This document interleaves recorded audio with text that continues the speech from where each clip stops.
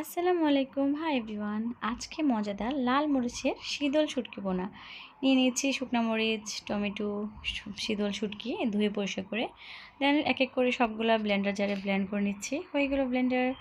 তো এখন হচ্ছে ফ্রাই প্যানে তেল দিলাম, পেঁয়াজ, হলুদের গুঁড়া একটু, দেন হচ্ছে লবণ। এখন হচ্ছে ব্লেন্ড করা যে শুটকিগুলো সব কিছু দিয়ে দিলাম, দিয়ে বেশ কিছুক্ষণ নাড়াচাড়া করে নিচ্ছি।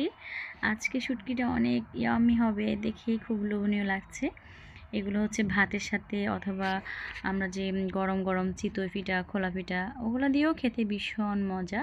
আমি বেশি করে তৈরি করে নিচ্ছি, একটু দিয়ে দিলাম লেবুর রস, এটা একটু টক ঝাল, একটু খুবই মজা লাগবে। তো দিয়ে দিলাম ধনিয়া পাতা, আরও বেশ কিছুক্ষণ রান্না করে নিলাম। হয়ে গেল আমার মজাদার শুটকি বোনা, শীতল শুটকি বোনা। এটা এত মজা, গরম ভাতের সাথে মেখে খেতে যে কি মজা। তো যাই হোক, আজকের ভিডিওটি পর্যন্ত। আল্লাহ হাফেজ, বাই বাই, টাটা।